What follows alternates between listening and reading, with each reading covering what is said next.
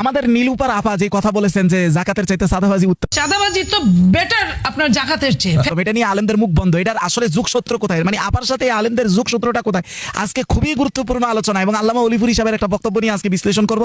আজকের আলোচনাটা একেবারে শেয়ার দেওয়া আমি অতীব জরুরি মনে করি। আপনি নিজের আইডিতে শেয়ার দেওয়ার পাশাপাশি অন্য গ্রুপে শেয়ার দেন, তাহলে আরো বেশি ভালো। আর আমার তো এটি কপিরাইট ফ্রি, আপনারা এখান থেকে কপি করে নিয়ে নিজের সোর্স থেকে ওইটি প্রচার করতে পারেন। আচ্ছা আসেন, আল্লামা অলিপুর হিসাব দামাত বারাকাতুহুম যে কথাটা বলেছে, ইসলামী আইনের কথা বললেই বুঝতে হবে গদি দখলের হাতিয়ার। সেম ধরনের কথা যদি কোন একজন সেকুলার ভাই বলতো, তা আমরা কি বলতাম? বা ইসলামিকরা কি বলতে যে শালা মদ খাইছে এমন কিছু বলতো। কিন্তু আল্লামা অলিপুর হিসাব দামাত বারাকাতুহুম শ্রদ্ধেয়, উনি আমাদের মাথার তাজ, ওনার ক্ষেত্রে তার আমরা এটা বলতে পারবো না। তার কথা মতো ইসলামের নামে কেউ ক্ষমতায় আসলে এটা গদি দখলের হাতিয়ার হয়।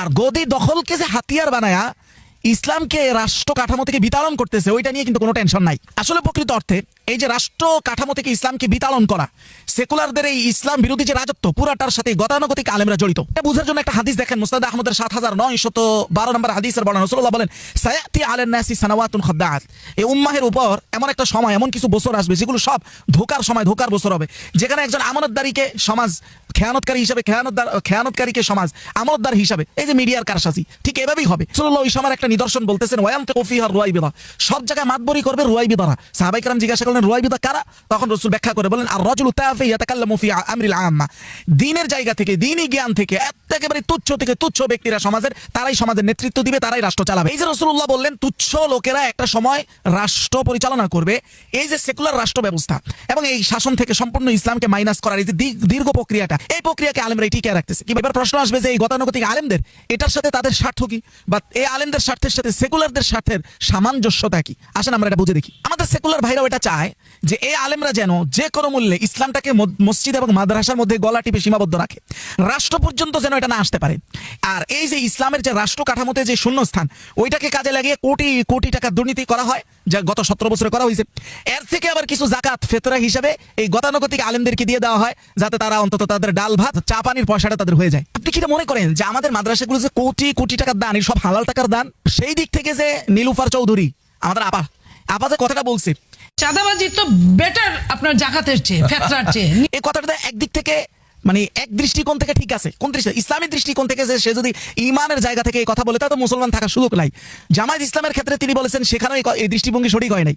কিন্তু কোন দৃষ্টিভঙ্গিতে সঠিক দেখেন, কারণ চাঁদাবাজির টাকায়, দুর্নীতির টাকায় যদি একজনের আয় হয়, ওই আয়ের কিছু উচ্ছিষ্ট অংশ যদি জাকাত বা ফেতরা হিসাবে সব আলেম না হোক, কিছু দরবারি আলেমের ডাল ভাতের এবং তাদের পানের পয়সা হয়, তো তাহলে সেই ক্ষেত্রে তো নীলুপারের কথা তো সঠিক আছে। কারণ একটা মূলনীতি তো আছে যে the primary is superior to the byproduct. আপনি যে মূল বস্তু যেটা, এটার চাইতে মানে উচ্ছিষ্টের চাইতে মূল বস্তু উত্তম না? তো কোন দরবারি আলেমের মানে এই জাকাত ফেতরা যদি এই মূল বস্তু দুর্নীতির টাকা থেকে আসে, তাহলে কোনটা উত্তম? ওনার ওই সামাজিক দৃষ্টিভঙ্গি অনুযায়ী আসলে ওনার কথাকে একদম ফেলে দেওয়া যায় না। এখন জামায়াত ইসলাম যদি ক্ষমতায় আসে, তাও তো অনেক সেকুলার ভাইরা তো ভাতে মারা যাবেই, আবার অনেক দরবারে আলেমরাও ভাতে মরবে। কারণ হচ্ছে সবাইকে তখন কাজ করে প্রোডাক্টিভ হতে হবে, কাজ করেই খেতে হবে।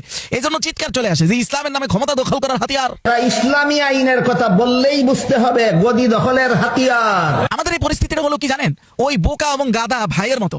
ধরুন আপনারা দুই ভাই, এখন আপনার বাপ দাদার বাড়ি সম্পত্তি অন্য কেউ, তৃতীয় কোনো ব্যক্তি দখল করে নিয়ে গেছে। এখন দুই ভাইয়ের মধ্যে আপনার এক ভাই সামাজিকভাবে একটু এখন প্রভাবশালী, শক্তিশালী হয়ে উঠছে। ওঠার পরে তিনি চাচ্ছেন ওই বাপ দাদার হারানো সম্পত্তি পুনর্দখল নিতে। যখনই তিনি এই দখলের কাজটা, মানে ওনার এই সম্পত্তি ফিরিয়ে নেওয়ার কাজটা করতে যাচ্ছেন, তখনই আরেক ভাই চিৎকার করে বলে উঠতেছে, আমার ভাই একাই বাড়ি দখল করার জন্য বাপ দাদার নামকে দখলের হাতিয়ার বানাইতেছে। বলেন তো এই ব্যক্তির চাইতে বোকা কে আছে? আরে ভাই আগে বাড়িটা দখলে নিক, তারপরে আপনি আপনার হিস্সা বা অংশ বুঝে নিয়েন। উনি আগেই বলতেছে দখলের হাতিয়ার বানাইতেছে বাপদাদার নাম বলে। ঠিক ওই ভাই যে এরকম বোকা, এই আমরা গতানুগতিক আলেমরা ঠিক ওই টর্চাই তো গর্হিত বোকা। আজকে আলেমদেরকে, এই সাধারণ জনগণের জিজ্ঞাসা করা উচিত ওই আয়াত দিয়ে, যে আয়াতটা আল্লাহ তাআলা সূরা মাইদার 50 নম্বর আয়াত হিসেবে বর্ণনা করেছেন। আল্লাহ বলেন, আফা হুকমাল জাহিলিয়াতি ইয়াবগুন, এরা কি জাহিলিয়াতের বিধান চায়?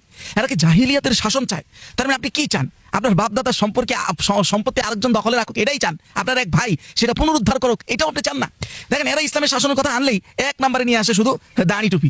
শুধু দাড়ি টুপি প্রতিষ্ঠার জন্যই কি রাসূলুল্লাহ সাল্লাল্লাহু আলাইহি ওয়াসাল্লাম রক্ত ঝরিয়েছেন? এটা তো হতেই পারে না। কারণ কি? কারণ রাসূলুল্লাহ যে সমাজে এসেছিলেন, ওই সমাজে অলরেডি দাড়ি, বড় বড় জুব্বা অলরেডি প্রতিষ্ঠিতই ছিল। দলিল চান? আসেন, তাফসীরুল মানার, এছাড়াও তাফসীর ওয়াল বায়ান লিআহকামিল কুরআন, সৌদির ছাপা 4 নম্বর খণ্ড 1887 নং পৃষ্ঠায় বলা হচ্ছে, ফালা ইউজাদু ফিল ইসলামি জিয়ুন ইউসাম্মা জিয়াল উলামা, ইসলামে এমন কোন পোশাক নির্ধারিতই নাই ইসলামের পক্ষ থেকে যেটাকে আলেমদের পোশাক হিসেবে পরিচয় দেওয়া হবে।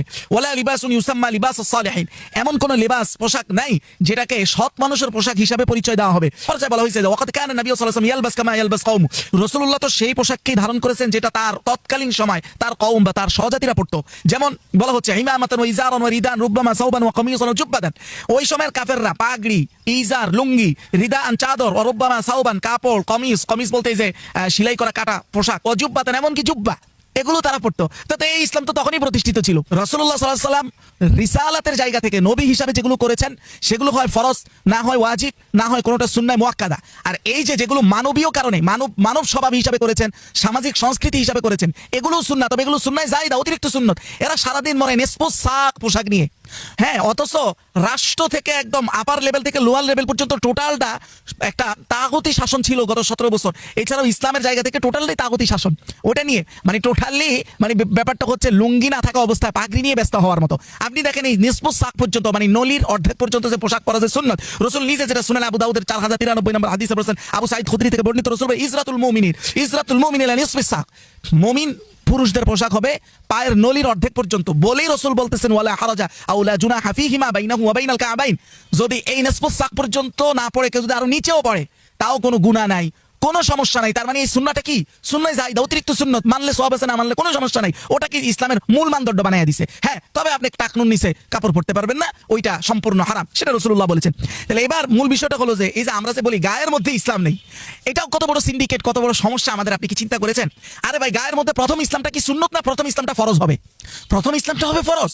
তাহলে বুঝেন, যে ব্যক্তি ঢোলা ঢিলা আপনার পোশাক পড়েছে, শার্ট প্যান্ট পড়েছে, ধরেন ঢোলা, টাকনুর নিচে টাকনুর উপরে পড়েছেন, এই ব্যক্তির ফরজ আদায় হচ্ছে না। ফরজ হচ্ছে নাভি থেকে হাঁটু পর্যন্ত ঢেকে রাখা। তাহলে প্রথম সেটা ফরজ আদায় করা, এটা সে করছে কিনা, তার মানে তার মধ্যে ইসলাম আছে। এখন সে কোন জিনিস দেখে ইসলাম নাই বলতেছে? ওই সুন্নত, যেই সুন্নতটা রাসূল বলতেছে এটা করলে সওয়াব, না করলে লা জুনাহা, কোনো গুনাহ নাই, ওইটা দেখে নির্ধারণ করতেছে তার গায়ে ইসলাম আছে কি আছে না। তার গায়ে যে সেটা ফরজ তরক করতেছে না, এটাই যে মূল ইসলাম, এটা তার খবরই নাই। দাড়ির কথা বলি, দাড়ি এক মুষ্টি রাখা, এটার ব্যাপারে তো অনেকের ইজমা আছে। ওই দিক দিয়ে আবার নববী সহ অনেকের এই ক্ষেত্রে ইজমা নাই। এবং ইমাম শাফি রাহমাতুল্লাহ 800 বছরের যত ইমাম আছে মুতাআখিরিন যারা আছে, কেউ এটার উপরে আমল করেনি। তো এটার জন্য যদি আপনি কাউকে বলেন ইসলাম বহির্ভূত, তাহলে ইমাম শাফির যারা মতাদর্শী তাদের প্রায় 800 বছরের যত বড় বড় ইমাম নববী সহ সবাই আপনার মতে বদ্দিন হয়ে যাবে। তাহলে মূল বিষয়টা কি? এখানে ইসলাম সমান সমান দাড়ি টুপিকে কেন সাব্যস্ত করা হয় জানেন? কারণ এটা সুবিধার কারণে। এটা সুবিধা কার ক্ষতিকার হয়েছে দেখেন? সুবিধা হুজুরদের হয়েছে, কারণ হুজুররা পেশাগতভাবে এই সুরতটাকে ধারণ করেন, এটা ওনাদের জন্য কোনো সমস্যা নাই, এটা ওনারা পেশাগতভাবেই করেন, এটা ওনাদের ড্রেস কোড। নিজেদেরকে ইসলামিক প্রমাণ করার জন্য এর চাইতে সহজ কোনো পদ্ধতি ওনাদের কাছে নাই। আর ক্ষতি হয়েছে স্বয়ং ইসলামের। ইসলাম সমান সমান দাড়ি টুপি এটা যখন সমাজে প্রচলিত বা পরিচিত করেছেন, তাহলে বুঝেন তো যাদের ইমানের দুর্বলতা আছে, যারা এই সমাজের কাফের সমাজ আছে, এই ইসলাম তাদের কেন দরকার মনে হবে? অথচ গণতন্ত্রকে যদিও বাস্তবতা ইসলামী রাষ্ট্রগুলোতে বা মুসলিম রাষ্ট্রগুলোতে এটা না, কিন্তু তারা এটাকে প্রমাণ করেছে অথবা মানুষের মাথায় ঢুকেছে গণতন্ত্র সমান সমান তোমার খাবারের অধিকার, তোমার বসবাসের অধিকার, তোমার বাক স্বাধীনতা, এই ইত্যাদি ইত্যাদি। আর আপনি ইসলাম সমান সমান দাড়ি টুপি মানে একটা পোশাকের ক্যাটাগরিকে বুঝিয়ে দিচ্ছেন। তো এটা তো ক্ষতি হয়েছে কি? এই ইসলামের প্রতি তাদের আগ্রহ আসবে কেন? যেমন আপনার শরীরে অনেক পার্ট আছে, চেহারা আছে, হাত পাও আছে। এখন আপনি যদি আপনার পরিচয়টাকে চেহারা দিয়ে দিবেন না হাত পাও দিয়ে দিবেন, যদিও হাত পা আপনার অংশ। এটা হচ্ছে বুঝার মূল বিষয়। তাহলে আল্লাহ যে প্রশ্নটা করেছেন এই প্রশ্নটা আবার করা দরকার। আফা হুকমাল জাহিলিয়াতি ইয়াবগুন, তারা কি জাহিলি সেই বিধানকেই তারা চায়? বাস্তবে আপনি যে এরা অভিযোগ করেছে জামায়াত ইসলাম ব্যাংকের মাধ্যমে সুদ আছে, এই আছে, সে আছে। আরে অথচ আপনার যে পাঞ্জাবির কাপড়টা এটার পিছনে সুদ নেই। ব্যাংকিং সিস্টেম ছাড়া, মনে করেন আপনি ব্যাংকিং সিস্টেম ছাড়া তো কোনো আমদানি রপ্তানি এগুলো চলে, সবগুলো তো ব্যাংকিং সিস্টেমের মাধ্যমে হচ্ছে। তাহলে যদি একটা দেশকে সুদ মুক্ত করতে হয়, এক নম্বরে কি করতে হবে? এক নম্বরে দুর্নীতি মুক্ত করতে হবে। এরা এক নম্বরে চায় দাড়ি টুপি। তো দাড়ি টুপি দিয়ে আপনি পারেন নাই তো কিছু করতে। এক নম্বরে দুর্নীতি মুক্ত করতে হবে। দুর্নীতি মুক্ত কেন করতে হবে? আর দুর্নীতি মুক্ত না করলে আপনি বিদেশি ঋণ মুক্ত হবেন কিভাবে? আর বিদেশিরা কি সুদ ছাড়া আপনাকে ঋণ দিবে? এই দেশের যত প্রোডাক্ট আপনি খান সবই তো ঋণের উপরে। এই যে যত কিছু কোটি কোটি টাকা যে সরকার মাঝে মাঝে বিভিন্ন IMF থেকে বিভিন্ন ব্যাংক থেকে ঋণ নেয়, এটা সুদ ছাড়া। তো ওই সুদের উপরে দেশ চলতেছে না, আপনি চলতেছেন না, আপনার পোশাক কি ওই সুদের টাকার সাথে জড়িত না? তাহলে এখন বুঝে গেল যে দুর্নীতি মুক্ত হচ্ছে এই দেশের এক নাম্বার। ইসলাম যদি আনতে হয় তাহলে দুর্নীতি মুক্ত হওয়া এই দেশের জন্য অপরিহার্য, এছাড়া কোনো উপায় নাই। সে এখানে আনছে শুধু দাড়ি টুপি। তাহলে ওই প্রশ্নটাই আসে, আফা হুকমাল জাহিলিয়াতি ইয়াবগুন, তারা কি সেই জাহিলি সেই বিচার ব্যবস্থা, সেই জাহিলি শাসন ব্যবস্থাকেই চায়? বাস্তবে আসলে সেটাই চায় হয়তো অনেকেই। কারণ কি দেখেন, কারণ হলে যে জাহিলি বিধানের মাধ্যমে একটা দল পুরো দেশটাকে লুট করার সুযোগ পায়, আর ওইখান থেকে কিছু লুটের পয়সা চা পানির পয়সা হিসাবে কিছু দরবারি আলেমরা পায়। বাস এইভাবেই এই চেইন অফ কমান্ড এইভাবেই চলতেছে।